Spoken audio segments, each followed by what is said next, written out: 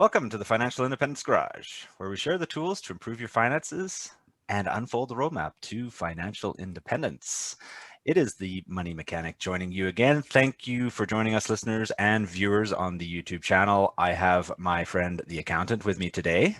Good day. How's it going? It's going well. I believe the economist had some sort of meeting at work that he cannot join us at this early happy hour this afternoon. That's just poor planning. It's poor planning. I told him he should have told his boss he was previously booked with a prior engagement. Yeah. Well, luckily, we have a suitable replacement that can speak eloquently to our topic today. We have Eunice joining us. You're also from Victoria. Welcome to the show, Eunice. Thank you. It's great to have you here. You and I have chatted before a fair bit, and we actually got to meet in person way back when we were allowed to meet in persons at a meetup. So that feels like a lifetime ago. Yeah. It's like so long ago. And I said to her, I was like, you remember we met, right? And she's like, oh yeah, that was like pre-COVID. It's like pre-COVID, and like now it's like COVID. Anyway, so it's great to have you on here, because today you and I are going to explore our own personal experience with Epic Alliance Hassle-Free Landlord Program. And this has come up in passing on the show, and there's been some interest from our listeners. And I know that real estate's always one of those subjects in the FI community where people are very good at ETF investing, but some people are full on into real estate already, like the accountant is. So it's good to have you here to have some feedback. But a lot of people don't want the broken toilets. That's their big fears. We don't want the broken toilets. We don't want the headache of being a landlord, all the rest of that. So what Epic Alliance has done, has built a program that it becomes hassle-free for you. So both myself and Eunice have gone through this. So we are the pseudo experts today, but let's get into our beverages and then we'll get into that. Perfect. I got a nice little Steamworks lager here. It was left in the fridge. So happy weekend, everyone. Yeah, that's a good starter for happy hour weekend. Happy Eunice? weekend. Yeah, what are you packing? I have une bière sans alcool. So it is a non-alcoholic beer. It is a tropical sour craft beer from my hometown, Montreal. Very nice. What's it called again? I didn't see the name of it. You said it in French, so I obviously couldn't understand. Non-alcoholic beer. It's just BSA. BSA, cool. And that's brewed in Montreal, Quebec. Very nice. I have here a very nice looking bottle that says Salt Spring Wild Cider, but it's not. It's homemade. It's totally homemade hooch in here. But so, this one actually had some fizz. So we had a bit of our problem. This is my $1 a liter homemade apple cider. Okay. So we made it, but I think I left it a little too long. So it got a little dry, and it didn't get, that got a little pop to it too. It didn't quite fizz when I bottled it. So the solution was, oh dear. The solution is we have some semi-failed ginger beer on the other side here. Okay. So ginger beer, it's obviously not alcoholic, but it did get a little effervescent. So I'm doing a little blending and mixing. So I found about a 70-30 ratio. It's a really nice ginger apple cider. Apple cider is so delicious. There you go. Very good. But the question is, how overboard did your alcohol content get on your fermentation process? Well, since you and I are like professionally brewing beers now with our Brewzilla, we need to get better at figuring out our calculations, because it's sunripe apple juice, so I can go and get some from the store and put it on our new meter for testing it, and then do the math on how it came out at, right? So, but it's a solid 5 because it does the job. Love it. Cheers. Oh, cheers, guys. Cheers. All right. Well, Eunice, let's get into it with you. Tell us a little bit about who you are, just a little bit of your backstory, and how you came to be interested in the Hassle-Free Landlord Program. Okay. So I grew up in Montreal. I left that island for this one because the weather is so much better here. I think that was a wise choice. I invite you all to do the same, as long as you don't take up all the room. Yes. Back in 2008, we bought our condo, my husband and I, and it was like a typical condo with a typical strata, and we pushed through. Sounds like there's some stories there. Oh, there are so many stories, but it's all typical. Like all the movies that you see that complain about stratas, like all of that happened to us. Mm-hmm. We had to ask permission for any little thing that we wanted to do. They wanted an engineer's report for just all sorts of things. So we got out in 2018 because we wanted to be able to use our equity however we wanted. And we didn't get as much equity as we wanted on our HELOC from our bank. And there were so many hoops. And I was like, you know what? I'm out of here. So we sold our condo and we moved into a basement suite around the corner that has a huge yard. So I am a renter and a landlord. I am on both sides of the equation and loving it because I remember I've done a lot of listening to Bigger Pockets podcasts, and they're always talking about how you live where you want to and you invest where the numbers make sense. And I was like, that's fine. I can do it. So that's exactly what we did.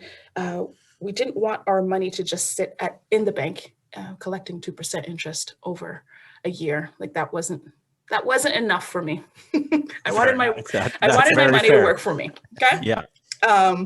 So 2018, in the summer, I started looking at multifamily housing across Canada because I knew I didn't want to invest in BC. BC has fantastic laws for renters, and I wasn't interested in that from the landlording perspective. So I looked at New Brunswick, Saskatchewan, and Alberta. I took a course with Pierre Turgeon about multifamily investing in Canada. He used to work for CMHC, and I was like, okay, this is great. This makes sense. NOI, optimization, this and that. Like I was becoming a millionaire with my first buy, right? Of course, that's how it works. Every real estate course is like that, isn't it? Yes, yeah, absolutely. So I started looking at properties. New Brunswick, we crossed off pretty quickly because there's a double taxation there because the tax base is really small. So they charge non-resident owners twice as much tax, just for giggles. Mm-hmm. And I was like, okay, well, I can't make the numbers work there. So we looked at Alberta and Saskatchewan, and I was like, oh, they're big provinces, lots of 12 unit apartments all over the place. And we narrowed it down to Swift Current. I don't know why, we just picked it out of no, actually we looked at Moose Jaw first. We saw a few properties there, like an 8 unit for $300,000. I was like, for sure I can do that. Yeah, that sounds so reasonable. Sounds like 1%. All this to say, in the due diligence, the numbers came out and I was like, oh, that's why. Like not many people like living in Moose Jaw, and that's why, same with Swift Current. We weren't able to put our team together or get boots on the ground there without, flying over there and investing a lot of time and research into that.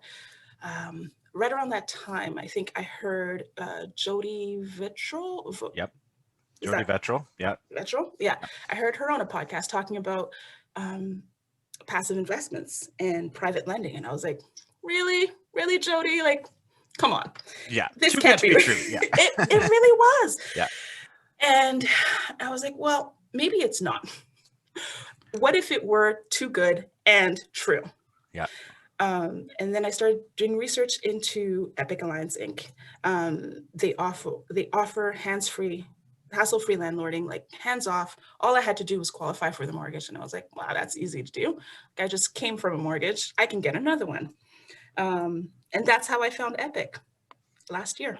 Yeah, that's pretty similar story to my own, actually, because I heard Jody on, that's the Vancouver Real Estate Investors podcast. Yeah. And then not long after that, it was December 2019, the two ladies that founded Epic Alliance were on the show as well. So we'll put those in the show notes. And I just want to bring up one thing too, before we keep going, is this is not a sponsored post. This is, both of us have personal experience with this. So I want to make clear, this is not an advertisement for Epic Alliance. This is the transparency of our experience with it. So. Yeah. Of course, and I'll ask do your own due diligence, talk to your accountant, talk to your lawyers. Just make sure that it isn't too good to be true for you too. Yeah. Yeah. So why don't you guys go over exactly what the Hassle-Free Landlord program is? Yeah, well, that's a good place to start. I think we need a little bit of foundation here. So Epic Alliance Inc. was founded by two women. Well, let me just read this instead of trying and paraphrase it. How about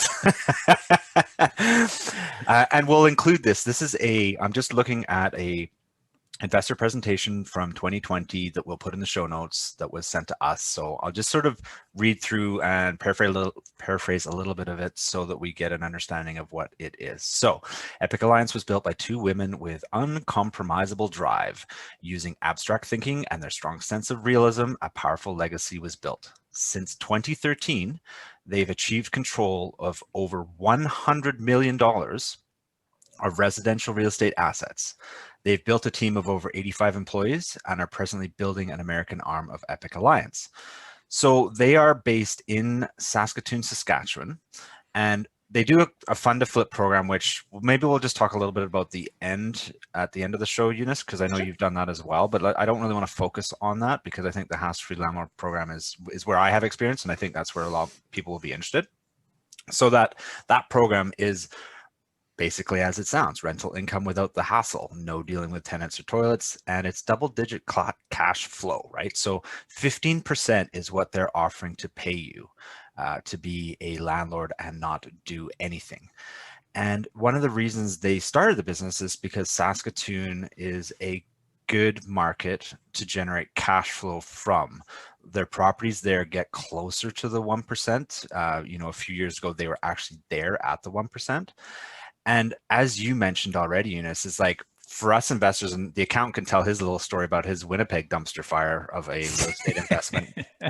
And it's and people have asked me this too, is like, you bought a house in Saskatoon, and they're like, what does it look like? Did you go there? Did you go check it out? I'm like, no, that's the beauty of this program is I don't care about, well, I mean, I care, of course, about the house, but I don't care. So basically their program is, as Eunice mentioned, is you qualify, you need to have the 20% to put down. And now that can come from your HELOC or it can come from savings. And this is just going to depend on your own personal ability to get that money. It sounds like you sold your condo, so you probably had the cash available. I didn't. I had the equity available. Mm-hmm. So it can work well for both people. For me, I had to do a little more figuring because I've got the cost of borrowing that goes into that as well. So my returns aren't as good as yours. But basically you come up with a 20. Yeah, go ahead. Also, they use registered funds. So TFSA and RSP are also available. I don't have any experience with that, but that's an option too for the down payment. I believe that's only the fund to flip though. Oh, really? Maybe accountant, are you sure? I don't think you can use registered funds as a down payment on a property, can you? Not regularly. They would have had to do something pretty unique for that. I know you can Which for private them, but yeah, that's fair. Great question to ask. I know you can use it as like a private lending because their fund to flip is basically private lending. So you're absolutely right. You can use your registered there. Question to ask is for the actual ownership of a house. I'm not sure that question. We'll have to answer that in the show notes. So getting back to the program is you fund it with your 20% down. As you mentioned as well, you the listener, you need to go and be able to qualify for a mortgage for the value of the property. And the nice thing too is we're talking properties are valued somewhere between 200 and 400,000.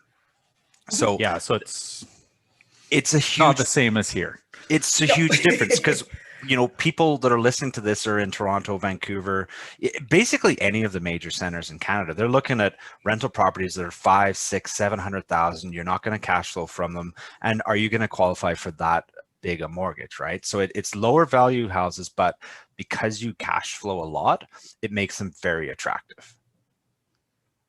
Yeah. So for instance, a $200,000 house, you'd need to put down 40,000 plus closing costs, and then Epic Alliance rents it back from you for a 15% return on your $40,000 plus closing costs. Exactly. So, and that's going to ballpark out to around $500 a month in cash flow. Yeah. Which is pretty fantastic. Yeah. Which is very significant. Yeah. So what did I miss in my little description there, Eunice? Good. Nothing. I don't think nothing. No. You got it all. Yeah. Well, I just kind of scrolled through the investor presentation here. So it's an interesting one because it's so straightforward.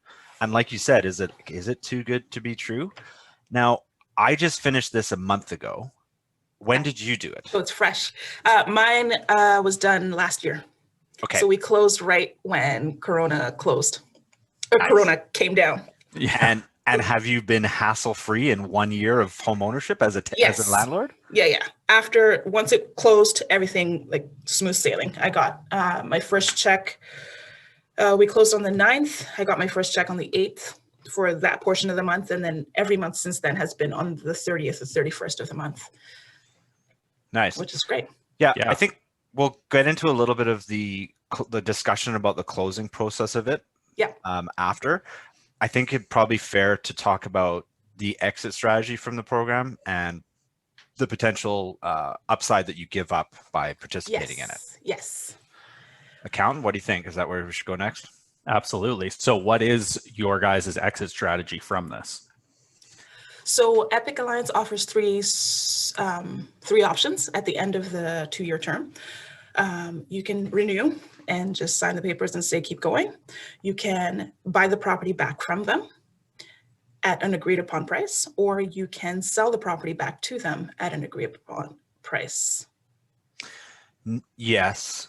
Now that gets a little muddy because there are some costs involved. Yeah, so that's what I'm going to run into here and sort of bring out, because these are some of the concerns that I had going in. Yeah. Because real estate generally, you're probably trying to get closer to 20% returns. What do you figure? You're the real estate guy, accountant. That's if you factor in mortgage pay down, appreciation, and cash flow. That's generally where I aim to be on my properties. Okay. Right. So there's not much appreciation in the Saskatchewan or the Saskatoon market. No, and that's right. That's very true. Yeah.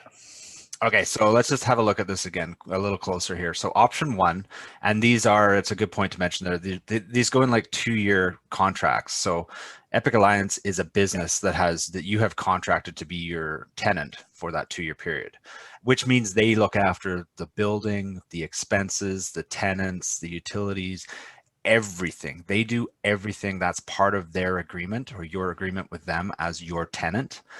So that's what makes it super hassle-free. You do nothing, okay?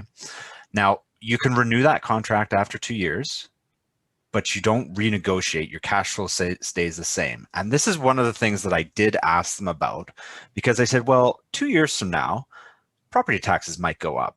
The cost of insurance might go up. My mortgage rate might go up. There's these different factors. So does that mean that my cash flow is going to be reduced because of these other expenses?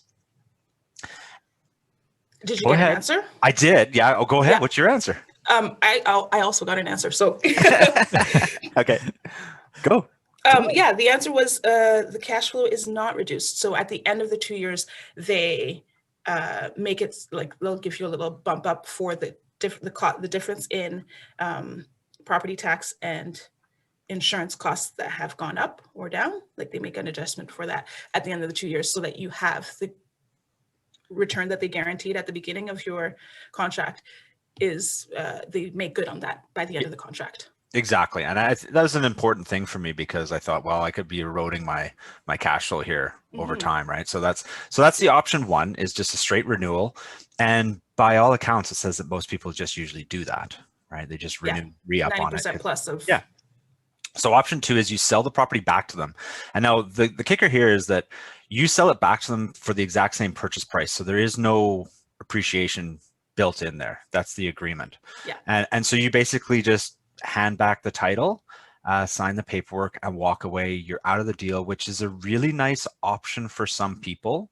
And it was one of the deciding factors for me, is because I have some other real estate plans within sort of a 4-year time frame. Yeah, 2 to 4 years. So having the exit strategy really was good for me. It was a selling point for me. Yeah, that's nice. But they keep the mortgage pay down, and they've like hedged that property may be worth more in 2 years or may not, right? So they're keeping appreciation, mortgage pay down. But the thing is, they're paying you a lot of obviously cash flow. they have to. Yeah, and they have to have a way to make money. So if they buy that property back, that mortgage, you're getting your initial investment back, and you've earned 15% on it. Yeah, exactly. So you're taking on the risk, so it seems reasonable. Exactly. And you're getting a large amount of cash flow up front that compensates you for missing out on that appreciation paid on in the back end. Yeah. All right. So that's the way I look at that. The other one is because remember, listeners, that you are on title, you own this property. It is yours. So if you choose to, you can keep it.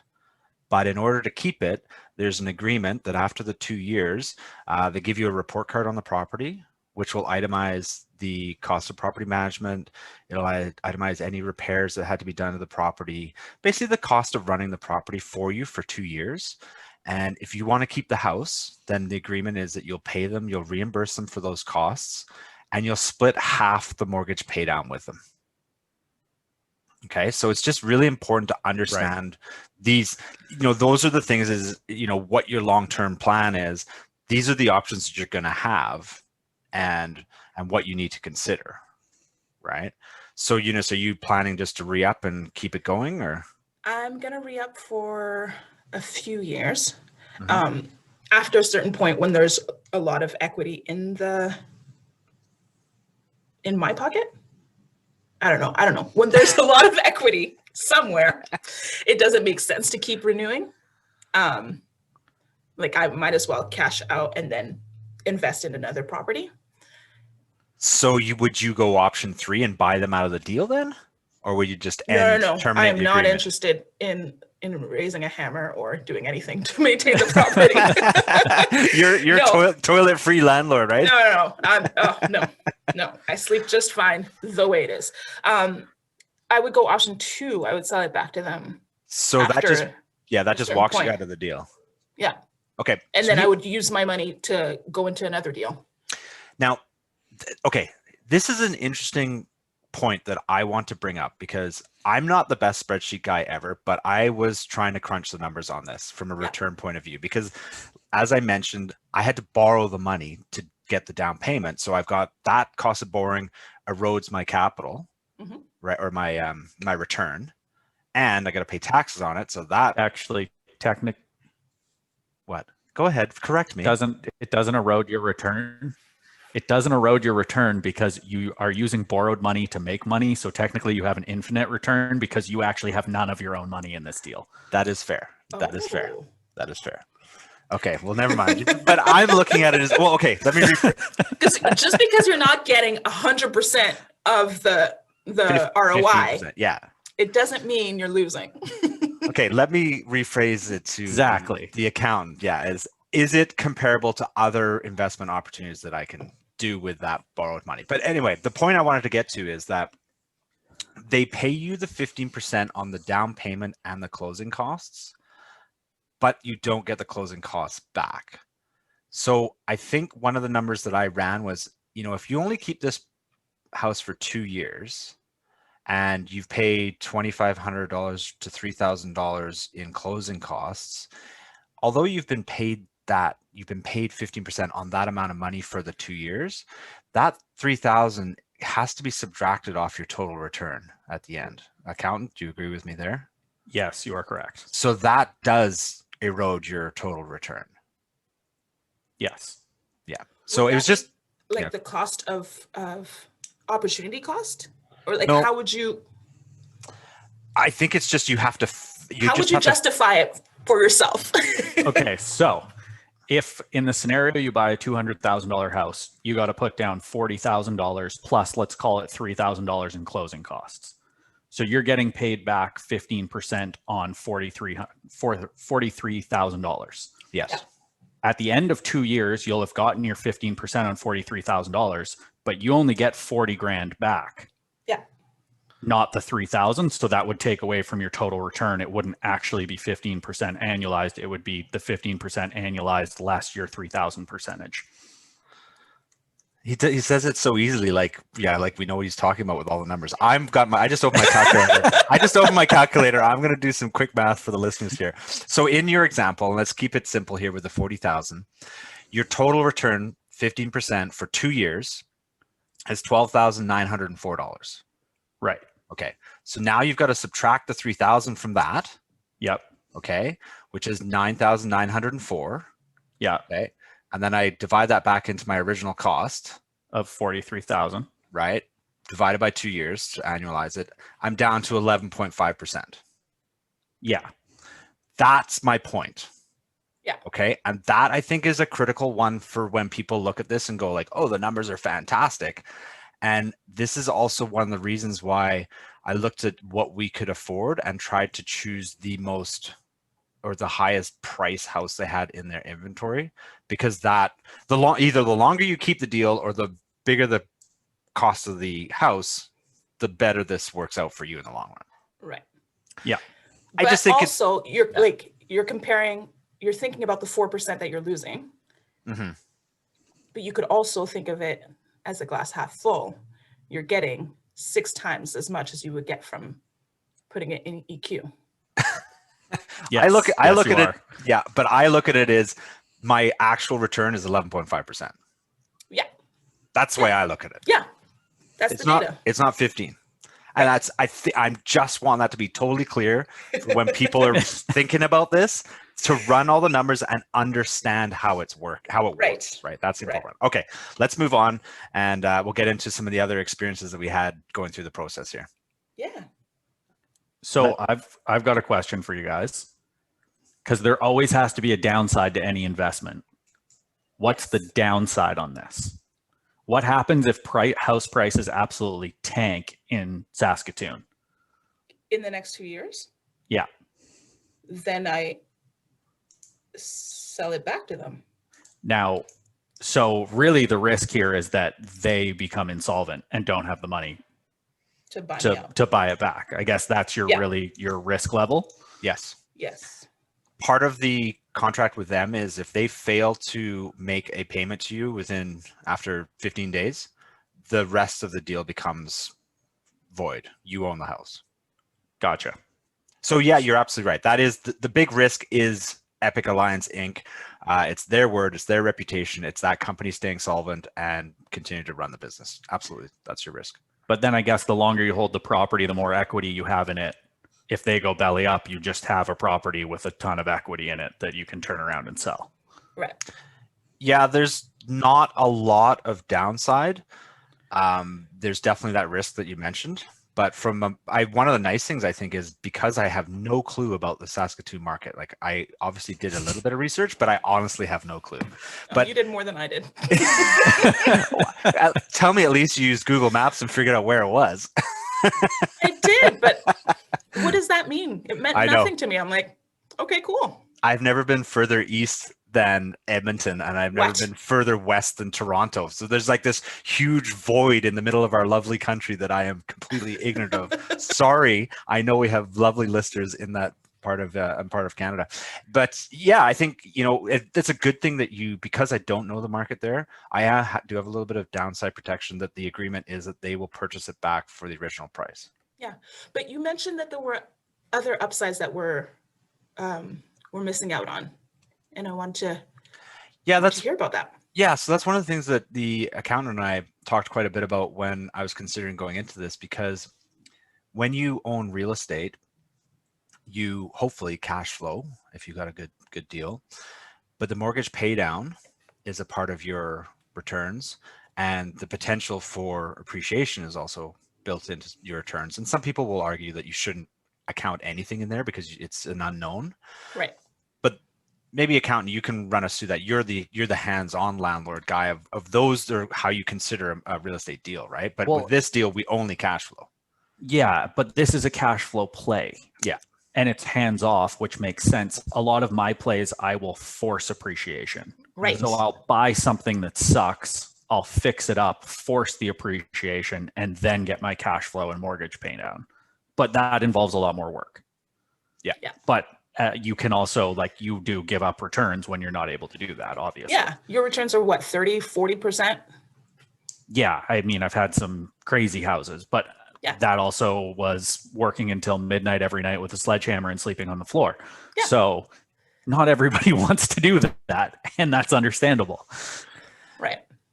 I think that speaking to that is the downside. I don't know if you want to call it a downside. I think maybe you just call it a sacrifice, right? Is that this should be understood and looked at as a cash flow deal, not a wealth building deal, right? You'd go into a real estate deal with mortgage pay down and potential appreciation for a long term.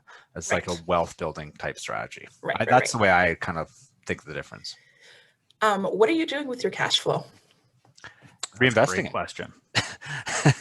Well, luckily right now we don't need it to live off because we're still working. So it's just getting reinvested and it's going into ETFs. It's going into the market. Okay. Right. So, awesome. Yeah. It's like, well, it may as well compound and do something. Yep. Yeah. Eunice, what are you guys doing with yours? I am squirreling it away.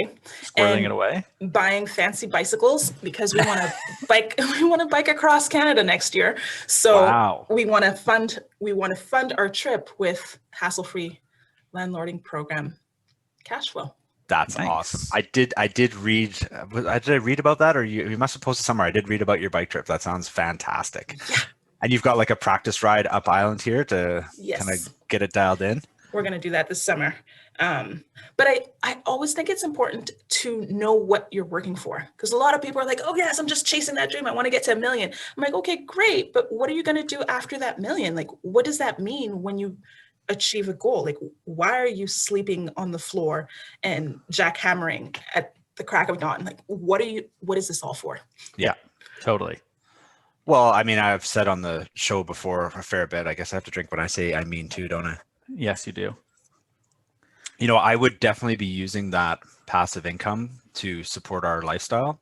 It's just the fact that we're still working, but the goal is to generate enough passive income to replace a job income, right? Okay. And have that time freedom. So if you want to hear what the objective is, that's the objective, right? And this is just one of the ways of being, it's a high cash flow vehicle that is, you know, $1,000 a month is X amount of days and hours. I don't have to be at another job type thing. Right. And I appreciate that you're reinvesting it. So it just like the money just keeps, I guess laundering is not the right word. Compounding. We don't want to use that word. No. But it's got a purpose and it's working for you, right? Well, you know, I'm going to pump my own tires. Oh, yes, you are. The mechanics. It's moving forward. So how does this all work? You went through this last month, 2 months ago? Yeah, it's really recent. I think that is a good thing to talk about, is just the mechanics of how to get this done remotely, right? And, you know, it's interesting that the last year has been crazy for everybody, but I think we've all gotten a lot better at doing things remotely and distanced and realizing that basically life can go on through this medium that we're looking at each other with through a computer, right? So for me, it was, I reached out to them, said I was interested in the program. They have the two ladies that own it. I wasn't contacted by them. I was contacted by Bailey, a sales associate. She was great. There was no sort of pushy sales tactics or anything. It was like, here's some introductory videos. Here's the investor presentation that I kind of talked through here. And just said, you know, do your own research. And if this is going to work for you for what you want, then great, we'll move forward, right? And they give you she sent me like a 15-step layout of like, this is how things are going to go, right? Okay. Here you are at step 1. You're excited. You're interested. You've got $1,000 that you want to burn or you're willing to throw in off the bat, right? Because you know, you have to make some kind of commitment to be serious, right? So, you know, once you make that I'm serious commitment, then it was pretty smooth for me, but there were some headaches. I don't know if I want to call them headaches. Let's call it some hassles, because it's supposed to be the hassle-free landlord. There were some hassles. So we'll see. We'll compare my notes with yours, Eunice, when I'll give you my brief rundown for the listeners here. So basically, they gave me 3 properties to choose from. And all you get is like the realtor.ca MLS listing of this house, right? That has a few pictures. You get an appraisal for each house, and you kind of like, and I shared them with the accountant at the time. I'm like, what do you think? Because we got like, they went from, I think they were between, there was like 300,000, 350 and 400 or somewhere around there. 370, I think was the other one. And we're looking at them and we're trying to figure out where they are in town. And the accountant's like super analytical when it comes to properties, right? So we're like trying to figure out all this stuff. And I said to him at the end of the day, I said, I just want the most cash flow, don't I? Like, it's not really ever going to be my house. I just want the big, anyway. So it was interesting at the beginning though, because you don't really get to pick a house. You pick your number one and your number two. Do you have that same thing, Eunice? You're like, yeah, I was given 3 properties. Yeah. When I asked about the timeline, I'm like, okay, so how quickly can we get this done? She's like, well, first we'll give you 3 properties and you get to choose one of the 3. And I was like, that's enough choice for me. And like you said, I just want the most cash flow. So I was like, which one is the highest? That's the one I want. Yeah, I'll take that one. Yeah. Yeah. And I think what's interesting here that we should probably point out is that all these houses are already owned by Epic Alliance, and they've already renovated them. So they know the condition of them. They know they don't have any major issues. They're already tenanted in a lot of cases. So Yes. for them, they're just changing the title from one investor to another. So you have a little bit of safety there. It's not like they're just randomly picking houses off the MLS and you have no idea what they Right. are. They've Right. The already gone houses through are- renos. Yeah, the houses are from their fund to flip program. Exactly.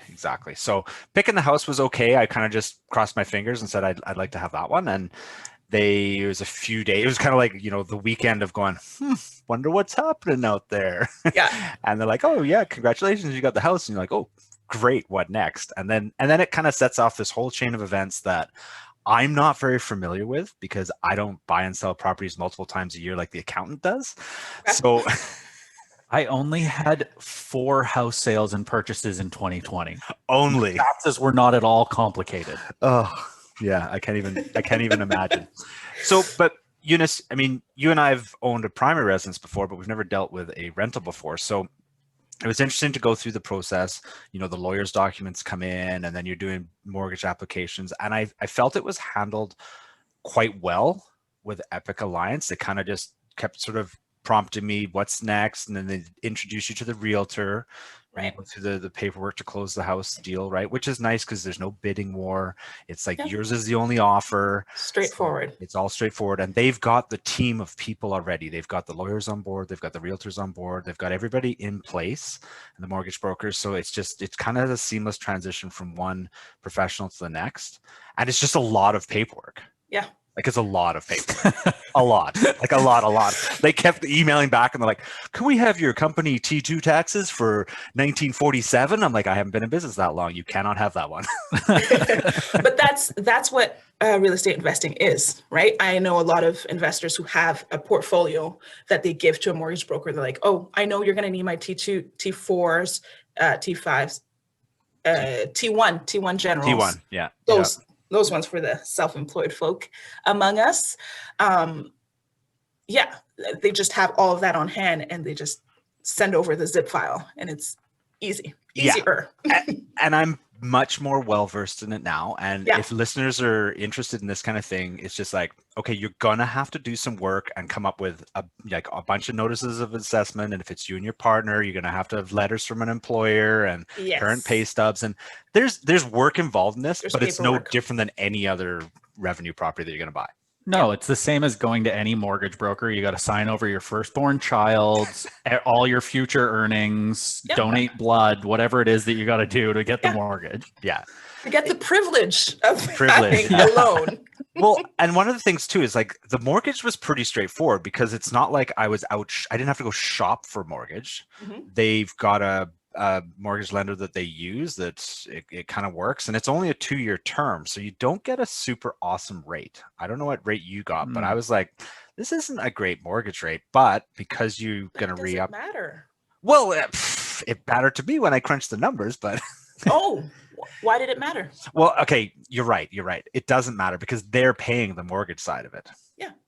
Right. See the accountant. This is the interesting part about this whole program is you don't care. You're not trying to squeak the last 0.1% out of a mortgage because you're not paying that. Right. It's above you. You get your fixed cash flow. Everything else is on their end. Well, it sounds like this is more of better secured private lending. You're essentially giving them a lump sum and you're getting back a fixed interest rate on it. That's pretty solid analogy, actually. Yeah, that's pretty solid. But you don't have the risk of the borrower. Well, I guess you do. Yeah. You do. Eunice is like scrunching her eyes going, I don't agree. There is It's kind of like private lending, but like at a smaller rate, because the down payment is only $40,000. It's not, you're not buying a $200,000 house right out. Yeah, but there's lots of private lending deals that you can do for 40 grand and get 12 to 15% returns. Okay. Yeah. Private lending generally happens between 30 and 100 grand. Oh, okay. And they're usually looking at, the deals I'm doing are anywhere from, 10 to 15%. Okay. So similar. Yeah. But I would say this is a more secure version of that. Yeah. But the downside being that you're taking up some of your lending ability because you have to qualify for the mortgage. Yes. So you're affecting your debt service, whereas the other private lending is a little more risky, but you're not affecting your debt service. That's a really good observation. Great point there. Yeah, totally. For the rest of the process, tedious might be the word. Like, it wasn't a hassle. It was kind of tedious. But again, like, I think that's pretty standard, right? But I'm just not that familiar with it. So get all the paperwork done. Everything goes to the lawyer. Everything's done virtual. We did the virtual meeting so she can watch you sign the paperwork, right? And it all sort of goes back and forth. And then like nothing happens for a little while. And you're like, okay, what next? And then all of a sudden I'm like, by Hassle-Free? Yeah, I'm like, I log in. I'm like, hey, we got paid. Awesome. We just took possession. We already got paid. So I mean, I'm pretty happy. Obviously, we're doing this show, and like I said, this isn't a promotional show, but it is as advertised if you dig into it and understand what it is. What do you think, Eunice? Yeah, I'm very happy. So happy that 6 months after the first Hassle-Free Landlord house that I got, I was like, let's do more. But I was self-employed, and so is my husband, and the bank was like, no. Aren't you supposed to like do this over your shoulder and point that you're Eunice, life coach? Is this the one? Nope. That's no. There we go. The other, okay. Yeah. That's my company name, Oak and Reed Life Coaching.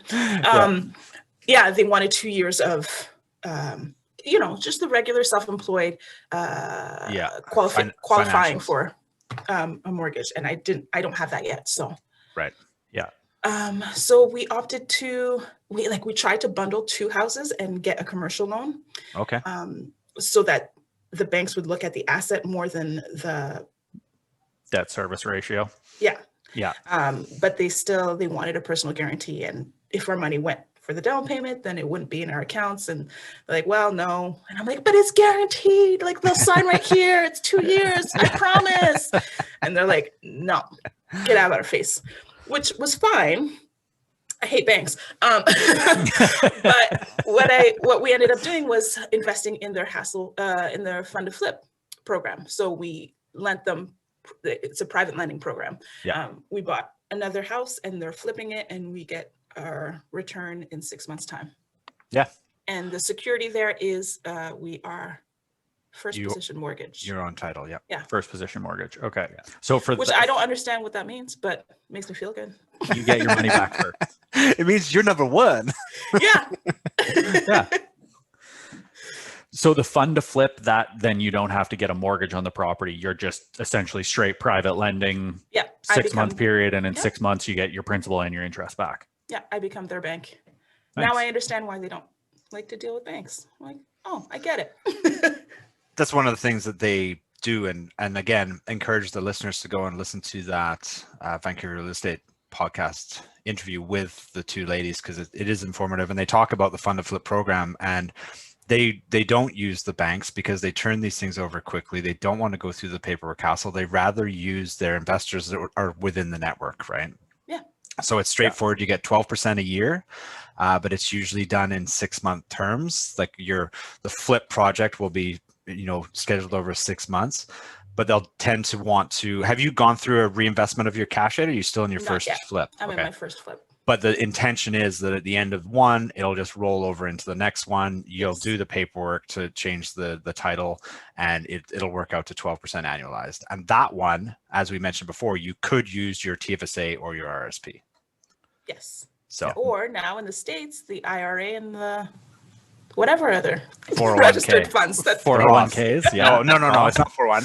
No, 401's the pension. It's the Roth. It's the Roth. No, Roth. Oh my goodness. Chrissy, where are you? Yeah, where's Chrissy when we need her?